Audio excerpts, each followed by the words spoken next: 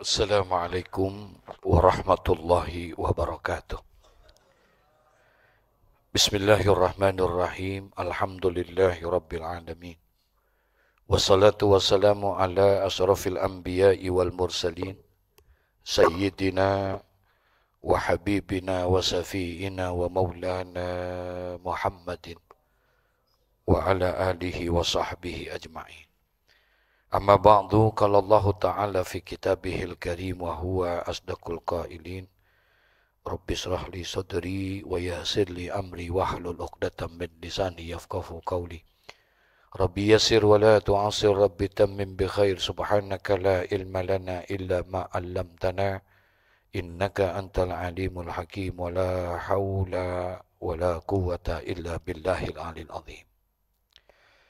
Para jamaah, Bapak, Ibu hadirin wal hadirat rahimakumullah. Alhamdulillah, dengan izin dan ridha dari Allah Subhanahu wa taala, kembali hari ini kita bisa berjumpa, bertemu dan bersilaturahmi di dalam satu majlis yang insyaallah majlis ini penuh dengan rahmat dan barakah Allah Subhanahu wa taala. Amin ya rabbal alamin. Mari sama-sama kita lanjuti kajian kita, yakni kajian hadis pada kesempatan yang berbahagia ini. Bismillahirrahmanirrahim. Qala Rasulullah sallallahu alaihi wasallam, Ud'ullaha wa antum muqinuna bil ijabah. Wa'lamu anna Allah ta'ala la yastajibu du'a min qalbi ghafilin lahin. Rawahu Tirmizi an Abi Hurairah radhiyallahu anhu. Hadis selanjutnya, yakni hadis yang diriwayatkan oleh Imam Tirmizi. Didapatkan ini hadis dari sahabat Nabi sallallahu alaihi wasallam yang kita kenal dengan nama Abu Hurairah, ya. Mungkin nama ini seringkali kita dengar, ya, sahabat Nabi yang bernama Abu Hurairah. Sebetulnya nama aslinya itu Abdurrahman bin Sakhar Ad-Dausi. Itu namanya beliau.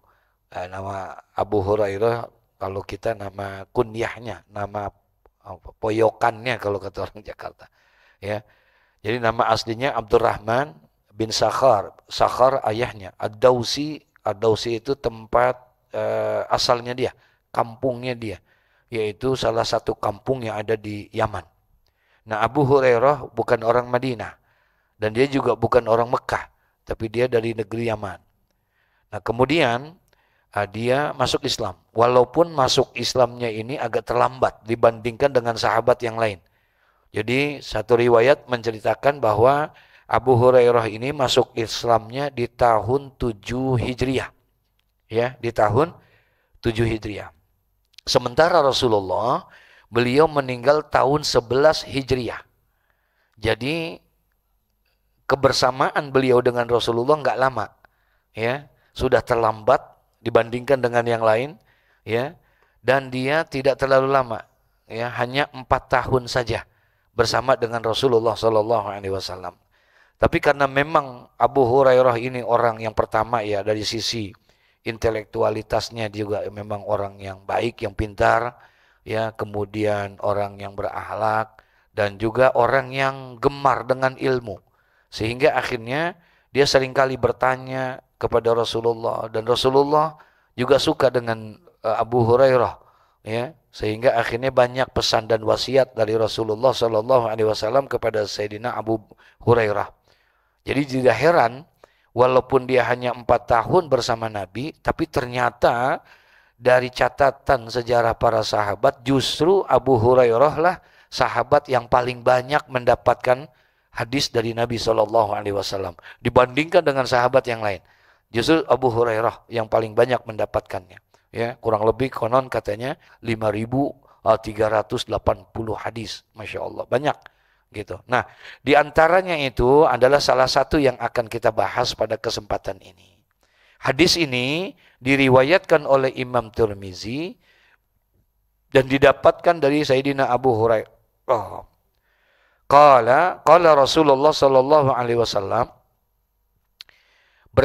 sabda Nabi kita Muhammad sallallahu alaihi wasallam. Kata Nabi, ud'ullaha. Berdoalah kamu kepada Allah. Jadi berdoa ini perintah, ya.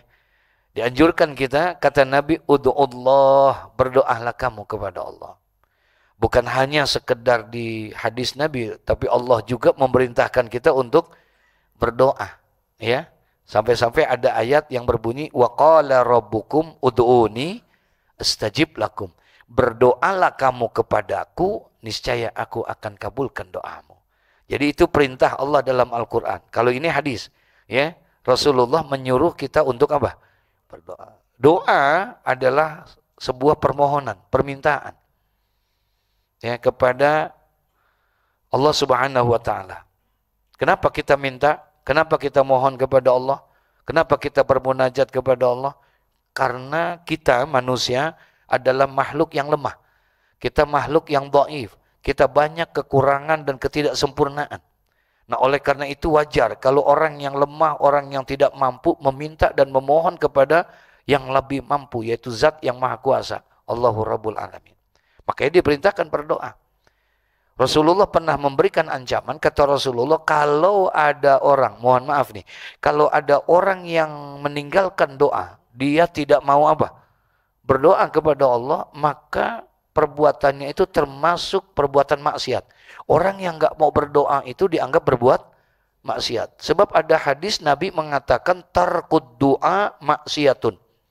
Perbuatan meninggalkan doa termasuk perbuatan maksiat. Kenapa kok termasuk perbuatan maksiat? Nggak berdoa itu? Karena dikategorikan sebagai orang yang sombong. Ya, sebagai orang yang sombong. Udah tahu dia nggak mampu, udah tahu dia lemah, dia tidak sanggup, tapi dia tidak mau meminta dan memohon kepada Allah Subhanahu wa taala. Boleh dia tidak berdoa, ya, asal satu, jangan mengeluh. Ya, jangan mengeluh dalam menyikapi kehidupan ini. Ya. Kalau kita pernah ngeluh nggak? Halo? Iya. Jangan mengeluh kita. Apapun yang kita dapatin kita terima. Apapun yang segala macam. Mau besar ke, mau kecil ke, mau banyak, mau sedikit, jangan ngeluh. Nah, kalau kita masih mengeluh, itu menunjukkan kekurangan kita. Ya, ketidaksempurnaan kita, maka kita diminta. Kata Nabi, ud'ullaha, berdoalah kamu kepada Allah. Tapi dalam doa ini, Rasulullah pesan. Apa kata Rasulullah? Wa antum muqinuna bil ijabah. Berdoalah kamu kepada Allah dan hendaklah kamu sekalian berkeyakinan bahwa doa kamu akan diapakan? Dikabulkan oleh Allah, diijabah oleh Allah. Jadi kunci yang pertama di dalam berdoa itu, ya, untuk doa itu dikabulkan oleh Allah, ya, permohonan kita akan diperkenankan oleh Allah. Doa-doa yang kita baca ini, kata Nabi Muhammad SAW, syarat yang pertama itu adalah muqinuna bil ijabah. Harus menumbuhkan keyakinan kepada kita bahwa doa itu pasti diijabah oleh Allah, pasti dikabulkan oleh Allah. Itu yang pertama, nggak boleh ada keraguan dalam diri kita dalam berdoa. Makanya Allah bilang dalam Al-Quran, apa kata Allah? Ud'uni astajib lakum. Berdoalah kamu kepadaku, niscaya aku akan kabulkan doamu. Nah, Rasulullah pesan, wa antum muqinuna bil ijabah. Dan hendaklah kamu sekalian itu, di dalam berdoa itu, berkeyakinan bahwa doa kamu akan diijabah oleh Allah, akan dikabulkan oleh Allah. Enggak boleh kita ada keraguan dalam doa-doa kita kepada Allah. Kalau kita ragu kepada Allah, Allah bilang dalam satu hadis qudsinya, Allah berfirman, apa kata Allah? Ana inda zonni abdi bi. Kata Allah, ana inda zonni abdi bi. Aku ini tergantung dengan prasangka hambaku, kata Allah. Aku ini tergantung dengan prasangka hambaku. Kalau hambaku yakin kepadaku, aku akan kabulkan doanya. Tapi kalau dia tidak yakin, ragu dengan aku, dengan kekuasaanku, maka aku tidak akan kabulkan doa itu. Masya Allah. Jadi syarat yang pertama, doa itu harus menumbuhkan apa? Keyakinan di dalam diri kita bahwa doa kita akan dikabulkan oleh Allah. Nggak akan dikabulkan kalau kita ragu. Sekalipun kita berdoanya di tempat yang mustajab. Sekalipun kita berdoanya di waktu yang mustajab.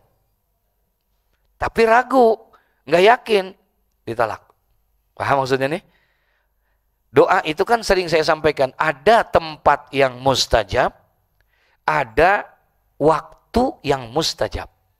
Dalam doa, ada tempat-tempat yang mustajab, tapi ada waktu yang mustajab. Nah tempatnya ini, tempat yang mustajab itu, ulama memberikan gambaran kepada kita bahwa tempat yang mustajab tidak semua bumi yang ada di dunia ini menjadi tempat yang mustajab. Tidak.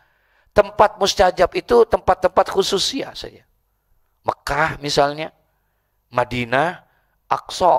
Nah 3 tempat ini menjadi tempat yang mustajab. Emang tempatnya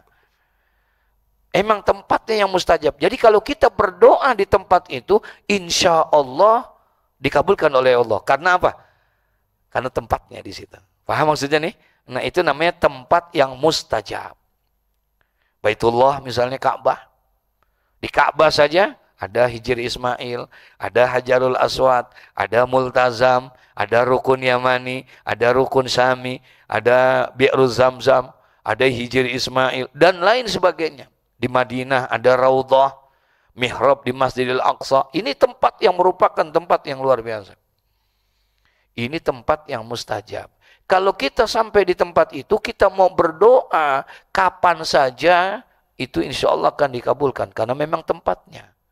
Nah, kata sebahagian ulama, di Indonesia seperti kita ini, tidak ada tempat-tempat yang mustajab. Ya, di Indonesia tidak ada tempat yang mustajab. Yang ada apanya? Waktu yang mustajab. Ini yang ada waktu yang mustajab. Ini yang mesti kita manfaatin. Karena kita nggak ada tempatnya, jadi yang kita pergunakan dan kita manfaatin apanya? Waktu yang mustajab. Nanti banyak tuh Pak, hadis-hadis yang menerangkan tentang waktu-waktu yang mustajab. Kapan saja itu waktu mustajab. Dalam kitab ini ada, nanti dalam kitab Riyadhus Shalihin dan kitab-kitab keterangan hadis yang lain banyak. Waktu-waktu yang mustajab. Tadi misalnya, ya, bainal azan wal iqamah. Antara azan dan qomat. Nah itu jeda waktu itu antara azan dan qomat, ini waktu yang mustajab. Itu doa kita di tempat itu, di waktu itu. Maka insya Allah doa itu akan dikabulkan oleh Allah. Karena memang waktunya. Waktu yang mustajab. Bainal asri wal maghrib. Antara asar dan maghrib. Itu juga adalah waktu yang mustajab. Terutama yaumul jum'ah. Ya, antara waktu asar dengan waktu maghrib. Nah, ini waktu yang mustajab ini.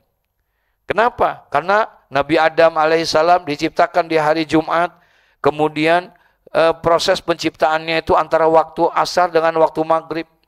Nabi Adam diterima taubatnya, permohonan dan ampunannya kepada Allah juga fi yaumil jum'ah antara asar dan maghrib. Nah ini waktu-waktu yang mustajab. Besok hari Jumat, ya itu juga waktu yang mustajab. Terutama sekali katanya bainal khutbataini, di antara 2 khutbah Jumat. Di antara 2 khutbah Jumat, kan khutbah Jumat berapa kali? 2 kali. Nah ketika khotib duduk, di situ kita berdoa. Itu doa yang mustajab. Ya, itu doa yang mustajab. Makanya para khutbah, para khotib, itu pada umumnya kalau paham tentang itu, dia akan kasih jeda waktu sedikit tuh. Di waktu duduknya dia. Untuk memberikan kesempatan apa? Berdoa di waktu itu. Karena itu adalah waktu yang mustajab. Nah sekarang ada orang berdoanya di tempat yang mustajab. Kemudian waktunya juga waktu yang mustajab. Bagus nggak kira-kira? Bagus nggak? Dia berdoanya di tempat yang mustajab, kemudian di waktu yang mustajab. Tapi ternyata dia ragu. Paham nih? Nggak yakin doanya. Nih kira-kira gue diterima apa kagak ya? Doa gue dikabulin apa enggak ya? Ada keraguan padahal di depan Ka'bah. Paham maksudnya nih? Padahal berdoa di depan Ka'bah. Dan dia berdoanya antara azan dan qomat. Masya Allah. Tempatnya mustajab, waktunya. Tapi ternyata dia tidak yakin doanya tidak diterima oleh Allah, ada keraguan di dalam dirinya, maka tidak akan diterima doanya. Nggak dikabulin tuh. Nabi pesan, kata Nabi, ud'ullaha, berdoalah kamu kepada Allah, wa antum muqinuna bil ijabah, dan hendaklah kamu di dalam berdoa itu muqinuna bil ijabah, berkeyakinan bahwa doa kamu apa? Diijabah oleh Allah. Sampai-sampai Nabi lanjutin hadisnya. Apa kata Nabi? Wa'lamu, dan ketahuilah oleh kamu sekalian. Dan ketahuilah oleh kamu sekalian, kata Rasulullah, annallaha ta'ala, sesungguhnya Allah subhanahu wa ta'ala, la yastajibu du'a, tidak akan mengabulkan doa. Nih, kata Nabi Muhammad, wa'lamu, dan ketahuilah oleh kamu, annallaha ta'ala, sesungguhnya Allah subhanahu wa ta'ala, la yastajibu du'a, tidak akan mengabulkan doa dari seorang hamba, min qalbin ghafilin lahin. Allah tidak akan menerima dan tidak akan mengabulkan doa seorang hamba daripada orang yang hatinya tidak hatinya ragu dan tidak khusyuk serta penuh dengan kelalaian. Nah, itu. Jadi syarat yang pertama, kalau pengen doa kita dikabulkan oleh Allah, harus menumbuhkan apa? Keyakinan bahwa doa kita akan dikabulin. Insya Allah. Karena Allah janji tadi, ud'uni astajib, berdoalah kepadaku, niscaya aku akan kabulkan. Memang proses pengabulannya terkadang berbeda-beda. Ya. Ada yang doa, habis dia berdoa langsung dikabulkan. Ada nggak? Ada. Ada yang seperti itu. Ada yang tertunda 2 hari baru dikabulin. Ada yang tertunda 3 hari, seminggu. Ada yang sebulan. Ada. Iya. Bahkan ada yang setahun. Kadang-kadang kita udah lupa doa kita dikabulin sama Allah. Ya. Bahkan Nabi Allah Ibrahim alaihissalam konon doanya baru dikabulkan setelah dia minta. Seberapa lama dia meminta? Setiap hari dia minta. Setiap saat dia nggak pernah tinggalkan. Selama kurang lebih 40 tahun baru dikabulin.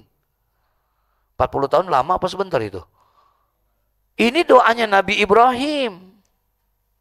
Yang berdoa Nabi Ibrahim itu dikabulinnya 40 tahun baru dikabulin. Nabi Ibrahim bukan hanya sekedar nabi, tapi dia seorang rasul. Kan beda antara rasul dengan nabi.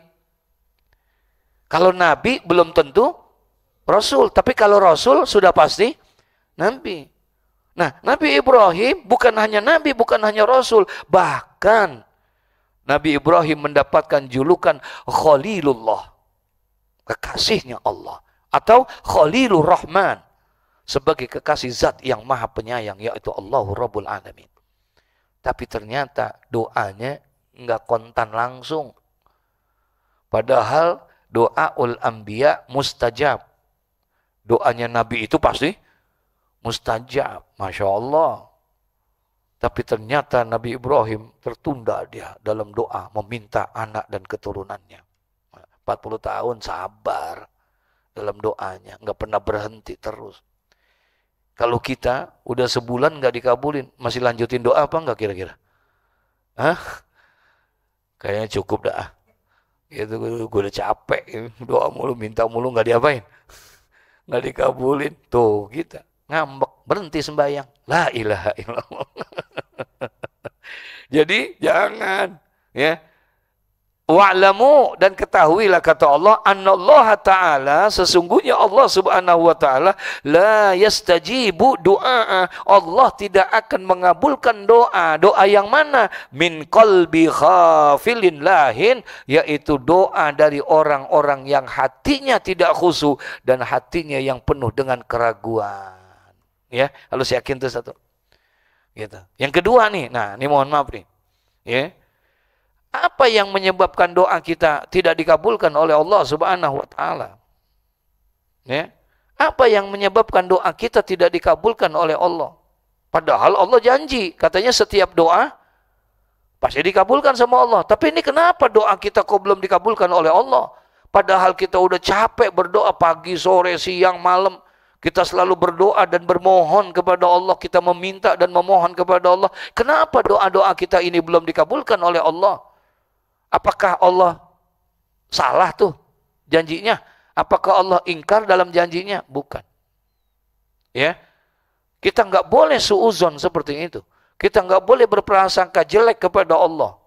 Ya, tapi jauh lebih baik kita introspeksi kepada diri kita. Gitu. Nanti ketemu Pak ada hadis. Iblis pernah satu hari iblis panggil bala tentaranya, anak-anak buahnya, setan. Ya, para setan dipanggil sama iblis. Apa kata iblis? Itu di masjid Al-Maghfirah. Kata siapa nih? Itu yang lagi duduk khusyuk di pojok, lagi berdoa sambil menangis, jangan digangguin. Ya. Itu yang lagi berdoa, lagi khusyuk sambil apa? Nangis, jangan diganggu. Yang lain boleh, yang itu jangan diganggu. Kata bala tentaranya, anak buahnya, para setan bilang, kenapa? Kenapa kami tidak boleh ganggu dia? Bukankah justru yang khusyuk itu yang harus saya ganggu? Supaya dia tidak khusyuk, supaya dia lalai hatinya. Nggak usah. Capek-capekin aja, mubazir. Katanya. Buang-buang waktu. Gangguin dia, doanya jangan digangguin. Kenapa? Walaupun dia menangis, walaupun dia khusyuk seperti itu, ketahuilah oleh kalian, doa dia tidak akan diterima sama Allah. Iblis nih. Ya. Jadi iblis sudah tahu. Kata iblis, jangan digangguin, capek-capekin aja. Ya. Mendingan nanti gangguin yang lain tuh yang pakai baju hijau. Tuh, gangguin tuh. Yang lain-lain gangguin, yang ini kita jangan, yang itu jangan. Kenapa? Percuma. Percumanya?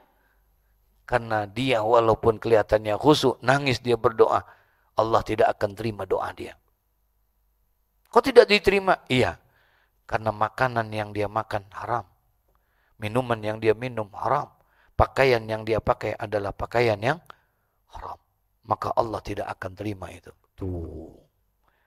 Jadi kita jangan suuzon dulu nih. Paham maksudnya? Iya. Pantas kalau Ibrahim. Kan dulu pernah saya ceritain kalau saya tidak khilaf. Kalau saya tidak lupa itu.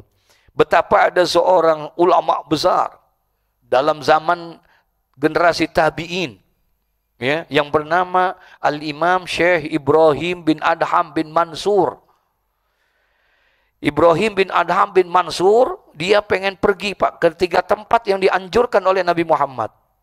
Yaitu Masjid Nabawi, Masjidil Haram, Mekah, Masjidil Aqsa. Ini yang amat sangat dianjurkan oleh Rasulullah. Ya, Masjid Nabawi, Masjid Mekah, Masjid Aqsa. Karena dia punya kemuliaan ini masjid. Ya. Ini keutamaan yang Allah berikan kepada masjid tersebut itu. Makanya nanti masjid yang pertama itu kan nanti katanya semua bangunan yang masuk ke dalam surga adalah masjid. Bangunan yang masuk surga adalah masjid. Semua masjid akan masuk ke dalam surga. Semua masjid akan masuk. Dan yang pertama katanya masjid yang dibangun oleh Allah di muka bumi ini. Yang pertama dibangun. Yaitu masjid apa? Masjidil Haram di Mekah. Itu bangunan yang pertama. Yang dibangun oleh Allah. Maka yang pertama nanti masuk surga masjid adalah Masjidil Haram, Mekah. Nanti ditemani sebelah kanannya. Ada Masjidil Aqsa di Palestina. Sebelah kirinya Masjid Nabawi, Madinah. 3 masjid ini masuk. Semua masuk nih masjid. Nah kalau 3 masjid ini sudah masuk, maka masuklah nanti seluruh masjid yang ada di muka bumi ini. Semua masuk. Insya semua masjid yang ada di muka bumi ini masuk. Dan yang paling buncit itu Masjid Al-Maghfirah. Nggak apa-apa buncit, yang penting masuk. Masjidnya yang masuk. Masjidnya yang masuk. Tapi kata para ulama, nanti ketika Masjid Al-Maghfirah ini akan masuk ke dalam masjid. Ke dalam apa? Ke dalam surganya Allah. Ketika masjid-masjid akan masuk ke dalam surga Allah, Allah tanya kepada masjid. Apa kata Allah? Ya baiti. Wahai rumahku. Wahai masjid. Kamu akan masuk ke dalam surgaku. Adakah orang-orang yang akan engkau ajak bersamamu masuk ke dalam surgaku. Subhanallah. Allah tanya tuh ntar sama siapa? Masjid. Masjid ditanya sama Allah, engkau akan masuk ke dalam surgaku, adakah orang-orang yang akan engkau ajak bersamamu? Faqala na'am, ada ya Rasulullah. Ada ya Allah. Siapa yang engkau akan ajak masuk ke dalam? Siapa yang pertama akan engkau ajak masuk bersamamu ke dalam surga? Masjid ngomong. Yang pertama yang akan aku ajak. Siapa kira-kira? Dani.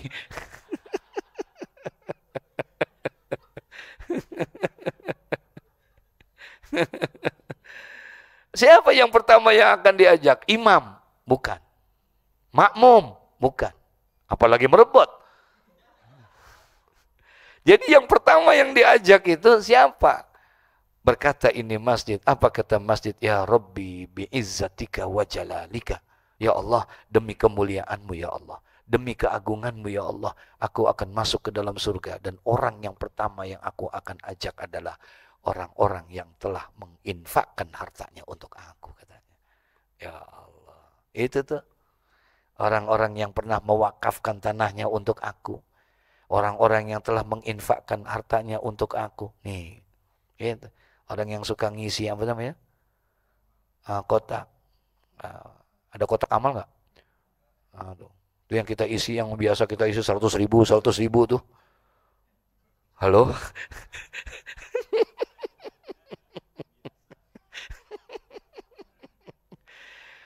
Isi tuh 100.000, ya Allah, buat 1 tahun sekali. Itu Pak yang ternyata yang pertama diajak itu dia, orang yang menginfakkan hartanya. Tuh buat di kampung-kampung kita, di tempat-tempat kita. Masya Allah, Masya Allah. Itu nanti kotak akan bercerita tuh Pak. Dia akan jadi saksi nanti, demi Allah dia akan ada saksi di hadapan Allah Subhanahu wa taala. Ya. Sampai-sampai Rasulullah pernah ngomong begini, Pak. Rasulullah dalam hadis yang lain Rasulullah mengatakan, "Iza ataqallahu malan." Apabila Allah memberikan kepada kamu harta, apabila Allah memberikan kepadamu nikmat berupa harta, Allah berikan harta kepada kamu. Nikmat bukan? Nikmat bukan? Nikmat. Kemudian apa? Setelah Allah berikan iza ataqallahu malan fal yura atharu nikmatillahi alaika bil karama wa karamatihi. Perlihatkan oleh kamu. Perlihatkan oleh kamu tuh nikmat yang Allah telah berikan kepada kamu itu berupa harta. Dikasih kamu harta, dikasih kamu rizki oleh Allah Subhanahu. Perlihatkan dan tunjukkan kepada kamu bekas-bekas nikmat dan karunia Allah yang telah Allah berikan kepada kamu. Disuruh Pak. Biar banyak bekas-bekasnya. Bekas-bekasnya apa? Tuh yang kita sodakokan di masjid, di musola, anak-anak yatim dan lain sebagainya. Itu namanya fal yura atharu ni'mati. Allah suruh tuh untuk perbanyak nanti bekas-bekas tanda-tanda daripada nikmat yang telah Allah berikan kepada kamu. Gitu. Ntar dia akan bersaksi di hadapan Allah. Dia akan bersaksi di hadapan Allah. Itu semakin banyak tempat yang kita inikan, maka semakin banyak saksi-saksi kita. Ini kita enggak Pak. Ya Allah, duit kita banyak, harta kita banyak. Semuanya adalah untuk kehidupan dunia kita semua. Rumah kita besarin. Mobil kita beli. Semua ada kita sama segala macam. Nanti pada hari kiamat, nggak ada yang memberikan kesaksian sama kita. Nggak ada yang memberikan kesaksian sama kita. Masya Allah, na'udzubillah, semua na'udzubillah. Benar kita sukses. Benar rumah kita berlantai 2, berlantai 3. Besar, megah, luas rumah kita. Benar mobil kita bagus, bahkan bukan hanya 1, 2, 3 kita punya. Punya motor, semuanya kita semua segala macam. Kemudian kita meninggal dunia. Kita lupa. Makanya kata Nabi, nanti manusia ketika dia meninggal dunia, kemudian dibangkitkan dari alam kuburnya. Pertama yang akan dicari oleh manusia dan diucapkan oleh manusia pertama kali dibangkitkan, apa? Mali. Aina mali. Hartaku, mana hartaku? Mana hartaku? Mana rumahku? Mana mobilku? Mana? Yang dia cari itu Pak nanti. Karena ketika dia meninggal, dia merasa sebelum meninggal dia masih punya rumah, masih punya itu, semuanya. Ntar dia bangun, dibangkitkan dari alam kubur, yang dicari itu mali, hartaku, mana hartaku? Dia lupa rumah yang dulu dia bangun begitu luar biasa dengan uang miliaran.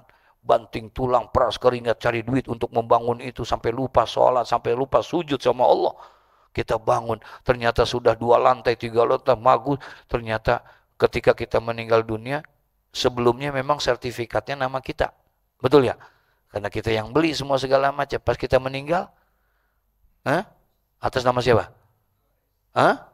Belum tentu kan dijual. Ya, jadi udah bukan punya kita lagi. Gak ada rumah kita. Mana rumahku? Hilang, rumah kita sudah gak ada. Mana mobilku? Hilang mobilku. Baju yang kita beli berjuta-juta, kita mahal, kita pakai ini, hilang. Rusak semuanya. Makanan gak ada, semuanya gak ada. Jadi gak ada bekas-bekas tanda kita. Kita ternyata, rumah kita memang tidak besar. Gaji kita memang tidak besar. Mobil kita tidak punya. Tapi alhamdulillah, ternyata banyak yang jadi saksi nanti hari kiamat. Ada kotak ngomong, ya Allah, si Fulan ya Allah, aku bersaksi, dia, walaupun memang tidak banyak uangnya, tidak banyak rezekinya, banyak segala macam, tapi dia tidak pernah lupa. Walaupun cuma noceng. Tahu noceng kan noceng? Walaupun hanya 2.000 ya Allah. Tuh, dia ntar ngomong itu semua. Yauma izin tuhaddisu akhbaroha. Dia akan bersaksi nanti di hadapan Allah. Maaf ya Pak, di dunia dia nggak bisa ngomong, tapi di akhirat nanti bisa ngomong. Di dunia bisa ngomong, tapi di akhirat dia tidak bisa ngomong. Dibalik sama Allah.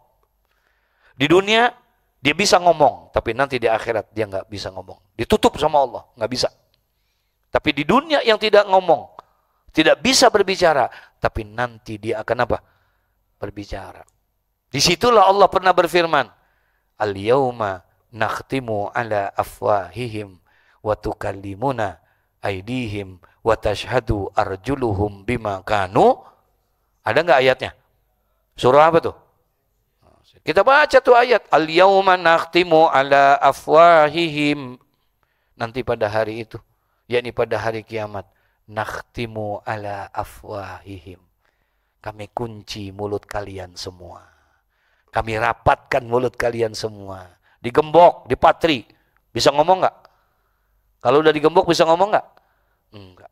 Nanti pada hari kiamat, mulut yang tadi di dunia bisa ngomong? Bisa.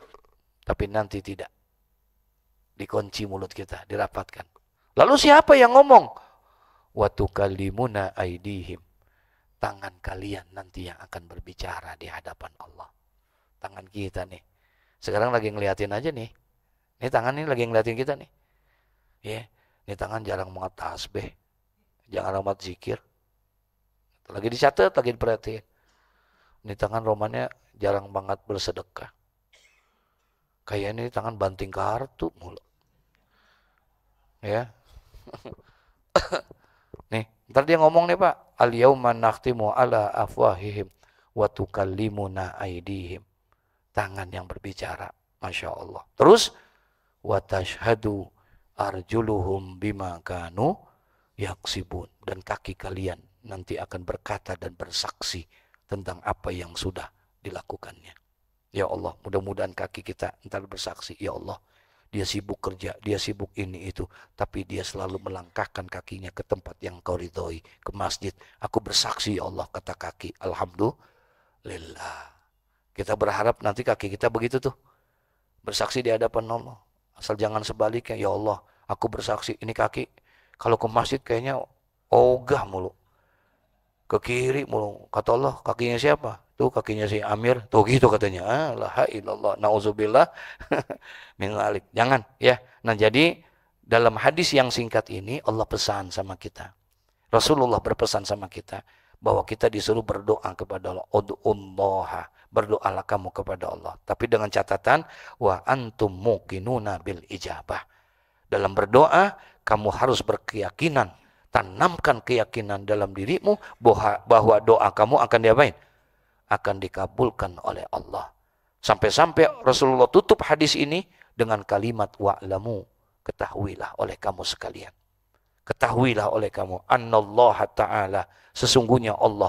La yastajibu du'a min qalbi ghafilin lahin.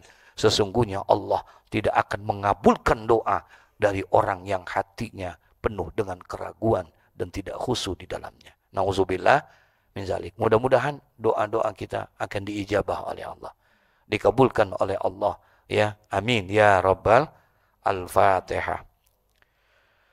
A'udzu billahi minasyaitonir rajim. Bismillahirrahmanirrahim. Alhamdulillahi rabbil alamin arrahmanir rahim maliki yaumiddin. Iyyaka na'budu wa iyyaka nasta'in. Ihdinas siratal mustaqim. Siratal ladzina an'amta 'alaihim ghairil maghdubi 'alaihim waladdallin. Amin. Astaghfirullahal azim. Bismillahirrahmanirrahim. Alhamdulillahi rabbil alamin hamdan yuwafi ni'amahu wa yukafi'u mazidah. Ya Rabbana lakal hamdu kama yanbaghi li jalali wajhikal karim wa li 'azimi sultanik. Allahumma salli wa sallim ala Sayyidina Muhammad wa ala ali Sayyidina Muhammad.